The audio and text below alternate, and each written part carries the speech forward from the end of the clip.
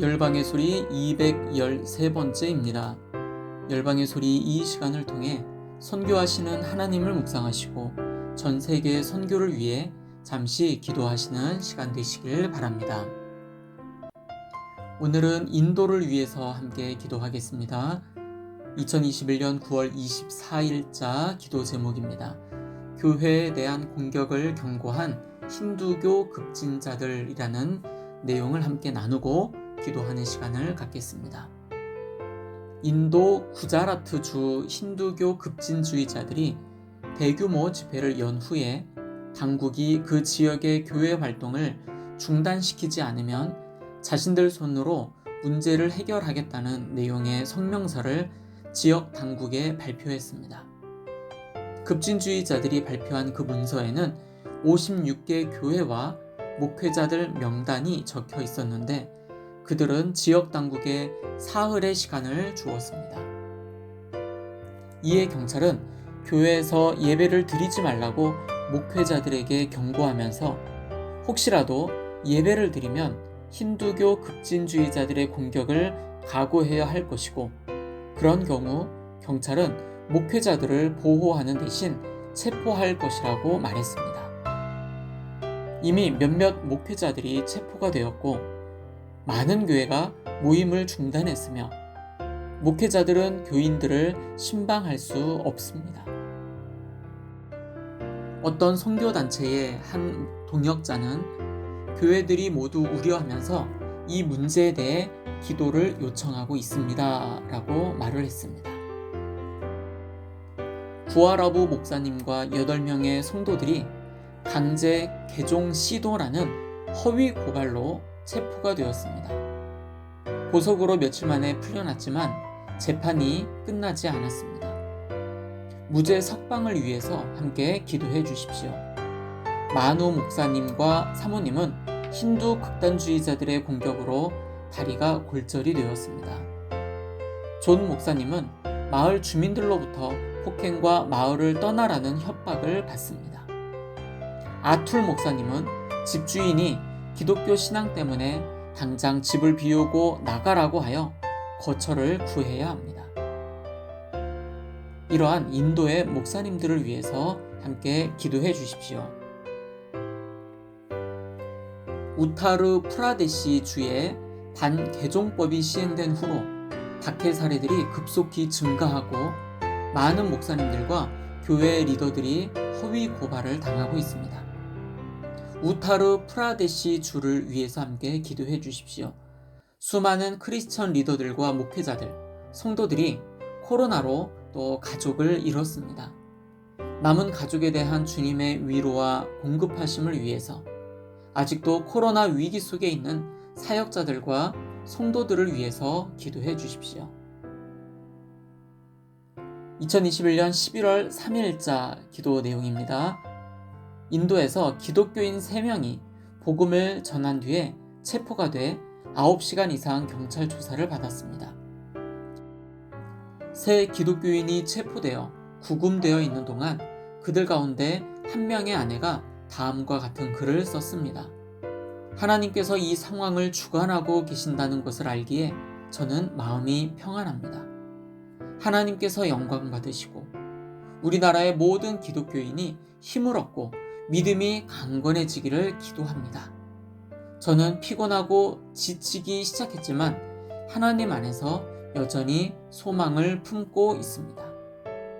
하나님께서 영광 받으시기 위해 이 시련을 어떻게 사용하시든지 저는 소망을 잃지 않을 것입니다. 경찰은 이 세 기독교인의 신원을 자세히 파악하고 9시간의 조사를 마친 뒤에야 풀어주었습니다. 이 세 기독교인은 잡혀있는 동안 금식하며 기도했고 그들 중 한 사람은 휴대폰 앱으로 성경을 함께 읽기도 했습니다. 이 세 사람은 이 경험으로 특별한 유대감이 형성되었다고 말했습니다. 이 세 성도에게 추후에 어떤 일이 생길지 우리는 모릅니다. 믿음을 지키기 위해 체포된 성도들의 아내와 자녀들이 세상이 줄 수 없는 평안을 얻도록 함께 기도해 주십시오 라고 기도 요청을 했습니다.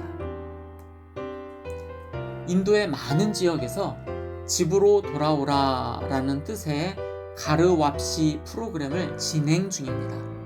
극단주의 힌두교도들이 사람들을 강압하여 힌두교로 개종시키는 것입니다.